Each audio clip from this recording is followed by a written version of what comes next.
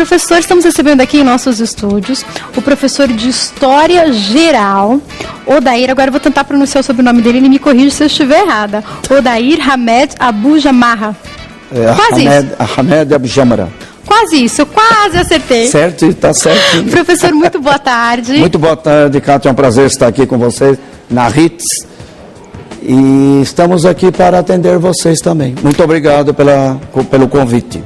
Bom, professor, quero começar pedindo ao senhor para explicar para a gente. Bom, a gente vê a reportagem sobre o Marco Zero e muitas pessoas até que passavam por ali não conheciam, não sabiam onde elas estavam. Quero que o senhor comece então explicando para nós e falando para a gente sobre a importância de se conhecer o lugar onde mora. As pessoas realmente não têm muita consciência?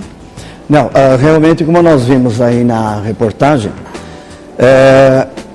essa carência de conhecimento do povo vem desde Brasil Colônia. Mas esse Marco Zero na Praça da Sé é bastante interessante, porque ele segue também os pontos cardeais, né? Norte, Sul, Leste e Oeste. Tanto assim que aquela senhora que foi perguntado se ela quisesse ir para Minas ou para Santos, né?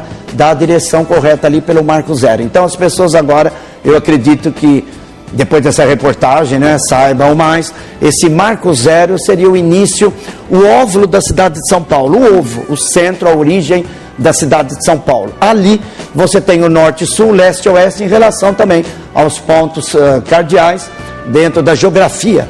Qualquer direção que você for, você vai para o lugar que você quer. Se você está para o sul e você seguir naquela direção sul, você vai até o Rio Grande do Sul, vai até a Argentina, Uruguai, até o Polo Sul.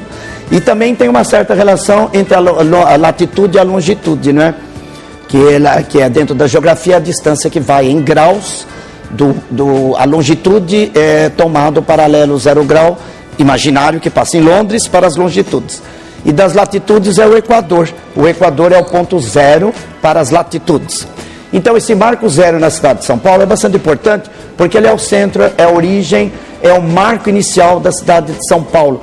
Porque ali também está perto o Colégio São Paulo de Piratininga, né? O pátio do colégio, onde surgiu aí a cidade de São Paulo, em 25 de janeiro de 1554, aí século XVI, com Manuel da Nóbrega e o José de Anchieta, que está sendo também o nosso aí assunto de hoje. Bom, professor, já que o senhor começou, vou pedir para o senhor agora falar para a gente sobre a fundação da cidade, então.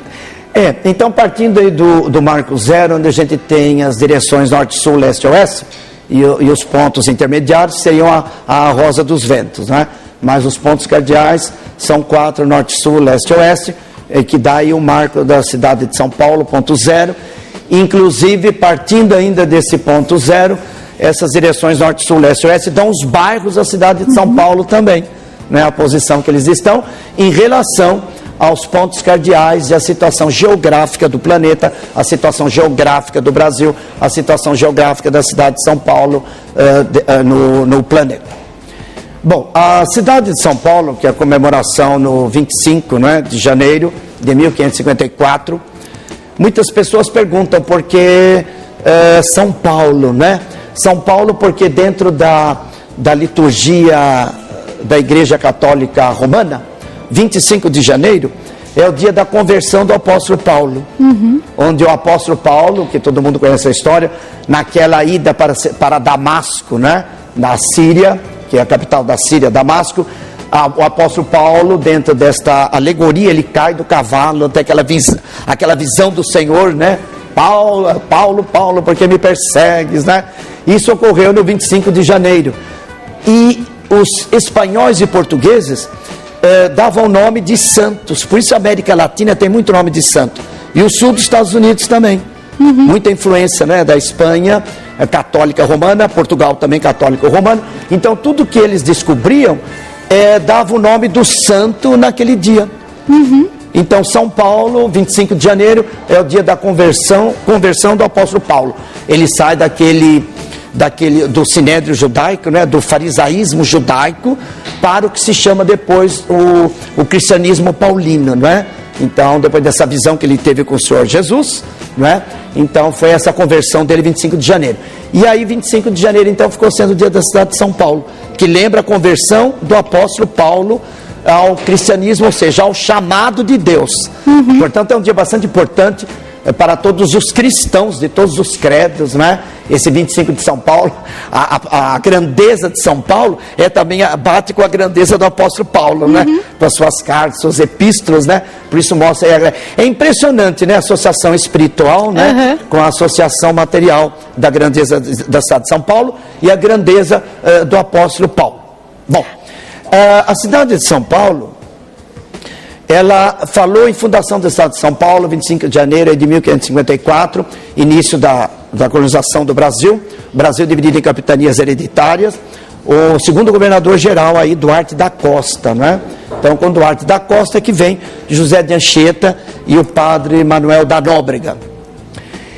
O padre Manuel da Nóbrega e o José de Anchieta são da ordem religiosa dos Inacianos, né? Da Companhia de Jesus. É importante nós deixarmos aqui claro que quando se deu a fundação de São Paulo, a Europa estava atravessando um fato histórico muito importante, né, dentro da história, e para quem estuda também, não é? A Reforma Protestante e o Renascimento. Dois assuntos importantes dentro da história, no sentido social, econômico e político. Aliás, eu sempre gosto de deixar claro assim, se não existisse Martinho Lutero, talvez nós não teríamos hoje essa abertura do cristianismo. Porque foi graças a Martinho Lutero, que era padre da Igreja Católica Romana, agostiniano, que vai criticar inclusive os desmandos da igreja com relação à fé e às obras, que é bastante importante isso aqui, né? Aliás, as igrejas têm colocado muito bem isso, né? Fé e obras, e o apóstolo Paulo também trabalha muito isso na Epístola aos Romanos. Então, esta fundação de São Paulo, ela tem assim essa relação com a Reforma Protestante e o Renascimento também. Por quê? Porque Santo Inácio de Loyola, que era espanhol, né? Ele teve uma visão depois, da nobreza espanhola, e ele foi ferido em guerra. E ele prometeu